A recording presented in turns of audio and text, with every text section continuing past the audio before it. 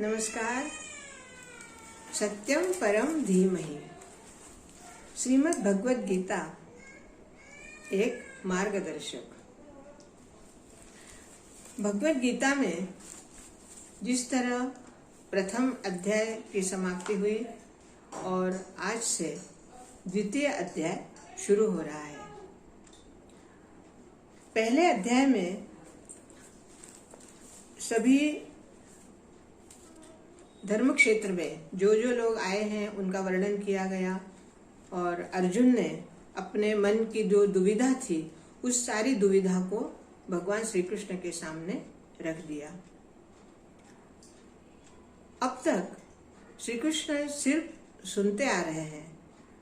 भगवान श्री कृष्ण ने अभी तक कुछ भी वचन नहीं कहे और अंतिम श्लोक जो प्रथम अध्याय का था उसमें संजय ने कहा, जो अर्जुन ने अपना धनुष थक कर रथ के पीछे रख दिया और स्वयं बैठ गए, वहां तक संजय ने धृतराष्ट्र से कहा। और आज हम द्वितीय अध्याय शुरू कर रहे हैं। अथ द्वितीय अध्याय संजय उवाच। संजय अभी कह रहे हैं किसे? धृतराष्ट्र से। तम तथा कृपया विष्टम अश्रुपूर्णा कुलेक्षणम विषिदंतम इदम वाक्यम उवाच मधुसूदन। अब यहाँ पर देखिए, उवाच मधुसूदन मतलब भगवान श्री कृष्ण ने जिसे मधुसूदन के नाम से संबोधित किया गया है, तो संजय क्या कह रहे हैं? इस प्रकार करुणा से व्याप्त और आंसुओं से पूर्ण व्याकुल नेत्रों से शोक युक्त ऐसे अर्जुन को भगवान मधुसूदन अब कहना कुछ चाहते हैं। उन्होंने क्या वचन कहे? क्योंकि अब तक भगवान श्री कृष्ण सिर्फ देख रहे हैं, सुन रहे हैं कि अर्जुन के मन में किस तरह दुविधा है और उस दुविधा को उन्होंने अपने मन के दुविधा को भगवान के सामने रख दिया। जब बाण रख कर अर्जुन नीचे बैठ गए तब भगवान ने बोलना शुरू किया। ऐसा संजय धृतराष्ट्र को कह रहे हैं। भगवान क्या कहते हैं? कुतस्वा कश्मलमिदं विषमे समुपस्थितम अनार्यजुष्टम स्वर्गम कीर्ति करम अर्जुनम। भगवान कह रहे हैं, अर्जुन, तुझे इस असमय में यह मोह किस हेतु से प्राप्त हुआ? क्योंकि न तो यह श्रेष्ठ पुरुषों द्वारा आचरित है और न स्वर्ग को देने वाला है और न ही कीर्ति को करने वाला है। अब देखिए, यहाँ पर जिस तरह से भगवान अब तक सिर्फ सुन रहे थे और अब उन्होंने बोलना शुरू किया। भगवान ये कह रहे हैं कि हे अर्जुन, ये जो जिस तरह से अर्जुन को मोह हो गया या उसके मन में जो विचलित भावनाएं हो गई, उस विचलितता की वजह से अर्जुन ने अपने बाण रख दिए और स्वयं नीचे बैठ गया। तो भगवान कह रहे हैं कि तुझे ये सब शोभा नहीं देता। क्या शोभा नहीं देता? कि जो भी श्रेष्ठ पुरुष है, श्रेष्ठ अर्थात क्योंकि अर्जुन को श्रेष्ठ पुरुष क्यों कहा गया है? अर्जुन श्रेष्ठ धनुर्धर है और श्रेष्ठ धनुर्धर होने के साथ वो कीर्तिवान भी है। तो ऐसे में भगवान कह रहे हैं कि श्रेष्ठ पुरुषों द्वारा ये जो आचरित है और जो स्वर्ग को देने वाला है, कीर्ति को करने वाला है, और ऐसे समय में तुझे ये मोह कैसे प्राप्त हुआ? मतलब भगवान को अर्जुन के इस व्यवहार पर आश्चर्य हो रहा है। एग्जैक्टली मतलब ठीक इसी तरह हमारे जीवन में जब भी हम कोई किसी उलझन में होते हैं, जब हमारे मन की बात हम भगवान से कहते हैं या अर्थात हमारे अंतरात्मा से कहते हैं, हमारे मन से कहते हैं, हमारे आत्मा जो कि हमारा श्री कृष्ण है उसे कहते हैं, तब हमें पता चलता है कि हमारी आत्मा ही हमें कहती है कि अरे हम किस मोह में फंसे हैं।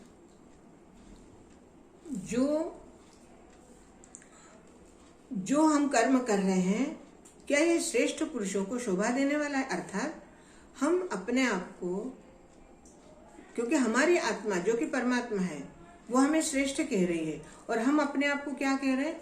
हम एकदम थके हारे हैं, हम निस्तेज हो चुके हैं, हमारे कंठ सूख रहा है और हमारे हाथ पैर ठंडे हो रहे हैं, और हमने हमारा जो कीर्ति है, हमारा जो यश है या हमारी जो पराक्रम है, उसे हमने रख दिया है, हम नहीं कर सकते अब। तो हमारी आत्मा ही हमें कहती है, धिक्कारती है कई बार कि अरे हम क्या इतने ऐसे हो गए, जो हम एक श्रेष्ठ थे, उस श्रेष्ठत्व से हम इतने नीचे कैसे गिर गए? हमें ऐसा शोभा नहीं देता। जो काम हमारे लिए, जो आचरण जो हम कर रहे हैं, वो आचरण हमें शोभा नहीं देता, क्योंकि श्रेष्ठ पुरुषों के ये आचरित नहीं है, और न ही यह स्वर्ग को देने वाला है। अर्थात ऐसा काम अगर हम करेंगे तो इससे न तो हमें स्वर्ग की प्राप्ति होगी, न हमें पुण्य की प्राप्ति होगी, और न ही हमारा कार्य सिद्ध होगा। तो ये इस श्लोक में भगवान हमें ये संकेत दे रहे हैं कि क्या हम अपने श्रेष्ठत्व को भूलकर, अपने पराक्रम को भूलकर, या अपने हम जो कर सकते हैं उस कार्य को भूलकर इस तरह से अगर हम कार्य करेंगे तो क्या ये श्रेष्ठ है?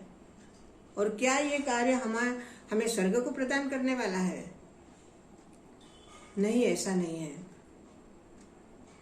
हमारे जीवन में जब भी ऐसे प्रसंग आते हैं, हम दुविधा में होते हैं और हम निर्णय नहीं ले पाते, तब हमारी आत्मा हमें कहती है, परमात्मा जो कि आत्मा के रूप में हमें कहते हैं कि ये हमें शोभा नहीं देता, जो हम मोह में ग्रसित हैं। मोह अर्थात अभी पिछले श्लोकों में इसका उत्तर आया है कि ये मेरे भाई हैं, ये मेरे चाचा के लड़के हैं, या मेरे बड़े पापा के हैं, ये मेरे भाई बंधु हैं, मेरे रिश्तेदार हैं, मेरे सगे संबंधी हैं। तो ये मोह ही है।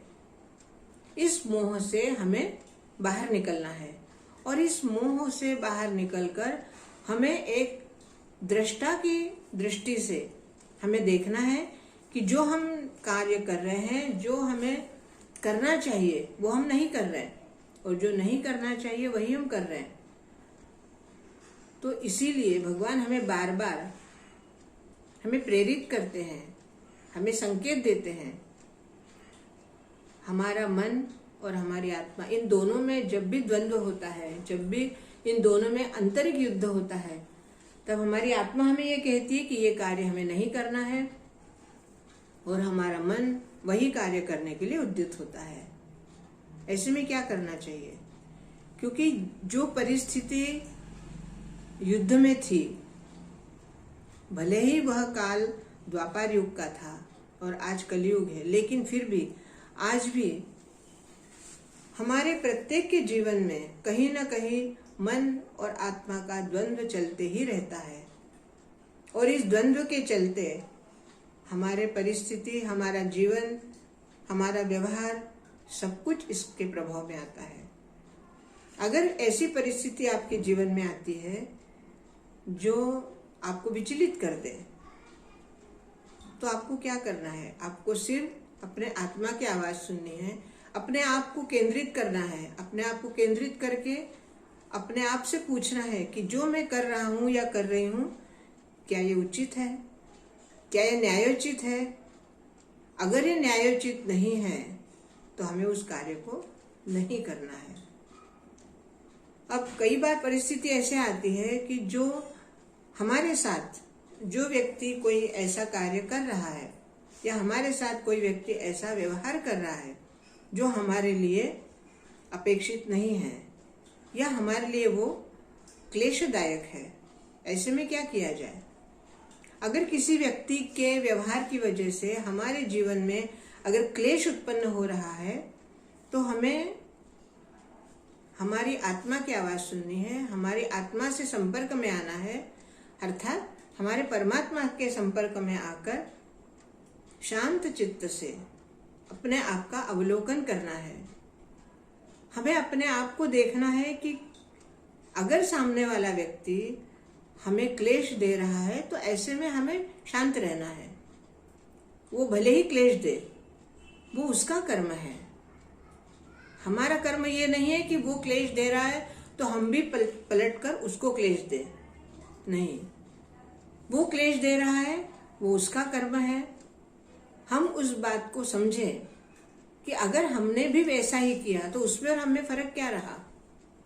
क्योंकि हम अगर परमात्मा के मार्ग पर चल रहे हैं तो ऐसे में सामने वाले के व्यवहार को हमें प्रतिसाद नहीं देना है।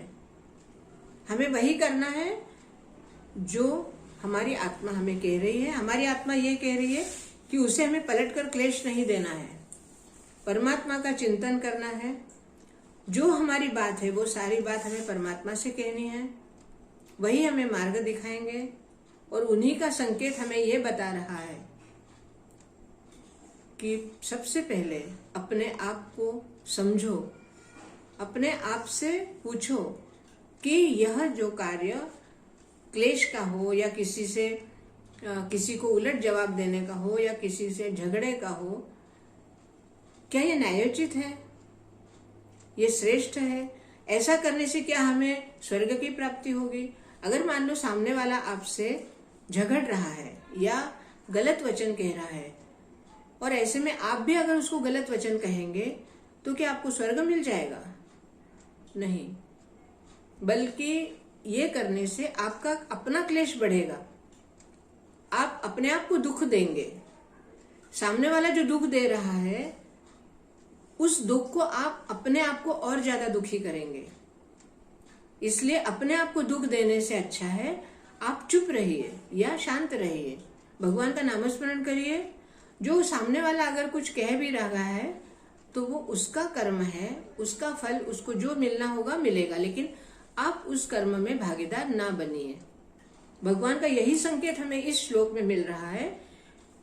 एक ही वाक्य में उन्होंने ये बात कही है कि श्रेष्ठ पुरुषों के ये लक्षण नहीं है और ऐसे कर्म से तुम्हें स्वर्ग की भी प्राप्ति नहीं होगी। दोस्तों, गीता हमारे लिए जो मार्गदर्शन कर रही है उस मार्गदर्शन को हमें समझना है और हमारे जीवन में उस मार्गदर्शन को उतारना है। तभी हम अपने जीवन को भगवत प्राप्ति की तरफ ले जा सकते हैं। इस जीवन में क्लेश, दुख, विवंचनाएं, समस्याएं कई हैं, लेकिन हर बार अगर आप समस्या को या विवंचनाओं को या परेशानियों को अपने सिर पर ओढ़े रहेंगे या अपने ऊपर लादे रहेंगे तो आप परमात्मा की भक्ति कभी नहीं कर पाएंगे। इसलिए इस बात को अलग रखिए, भगवान का चिंतन करिए, गीता के संदेश को समझिए और अपने जीवन में उतारिए। आज के लिए इतना ही। इसके बारे में अगर आपके मन में कोई जिज्ञासा हो, कोई प्रश्न हो या कोई सुझाव हो तो आप कमेंट्स में अवश्य लिखिए। मेरे चैनल को सब्सक्राइब कीजिए, लाइक कीजिए, शेयर कीजिए, कमेंट्स कीजिए और बेल आइकॉन बजाइए ताकि आपको मेरा अगला वीडियो तुरंत मिले। बहुत बहुत धन्यवाद। जय श्री कृष्ण।